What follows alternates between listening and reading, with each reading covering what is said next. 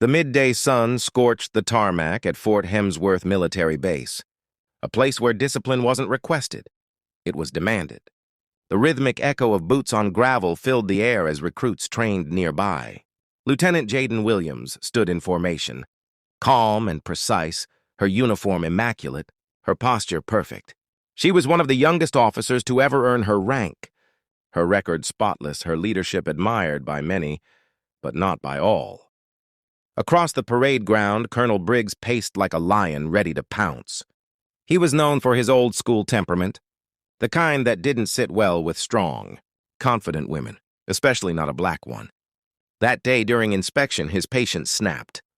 "Lieutenant Williams!" he barked. "Yes, sir," Jaden responded, her tone clipped, respectful. "You think that's regulation posture?"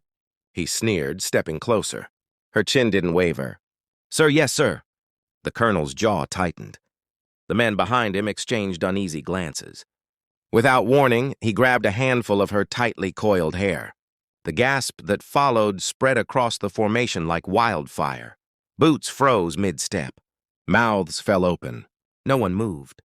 Briggs snarled, "Maybe now you'll learn to—" But he didn't finish. Jaden's hand shot up. Fast, trained, deliberate. She twisted his wrist just enough to make him stumble backward without harming him. Her movements clean and efficient, the mark of combat training. "Release my person, sir," she said firmly. The colonel's face flushed red. You're out of line, Lieutenant." Her voice stayed calm. "With respect, sir, you crossed it first." Whispers rippled through the ranks. Soldiers, men and women, stared, wide-eyed. No one had ever stood up to him like that. He straightened, anger bubbling over. "You're finished here, Lieutenant." "I'll have your commission by sundown." Jaden's gaze didn't falter. "Understood, sir. But you might want to call headquarters before you make that request." He blinked, thrown off balance. "Excuse me?" She reached into her pocket, producing a black ID card embossed with gold lettering, the kind only issued to high-security operatives. The colonel squinted, his lips moving silently as he read. Then his eyes widened. "If you're still watching, subscribe and turn on post notifications, because what happens next will leave you speechless." A convoy of armored vehicles rolled into the base at that very moment. Soldiers jumped to attention. The leading vehicle stopped, and a four-star General McAllister stepped out, flanked by two aides. The colonel stiffened. "General! I wasn't expecting—" McAllister's gaze went straight to Jaden. "Lieutenant Williams." She saluted crisply. "Sir." He turned to Briggs. "Colonel, you just assaulted one of my key operatives. Did you even bother to check her record?"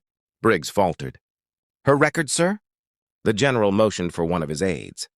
Lieutenant Jaden Williams, top of her class at Quantico, decorated for covert operations overseas, personally recommended for the Joint Special Operations Command. A heavy silence fell. McAllister stepped closer to the colonel. "She reports directly to me, Briggs. And you just laid hands on her."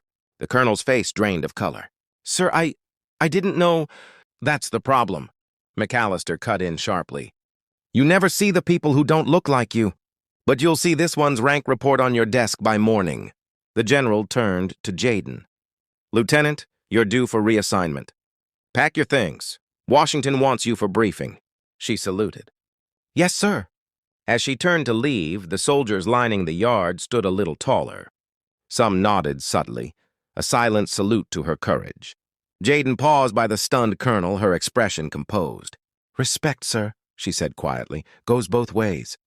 Then she walked off, head high, boots echoing against the asphalt, leaving behind the kind of silence that only truth could create.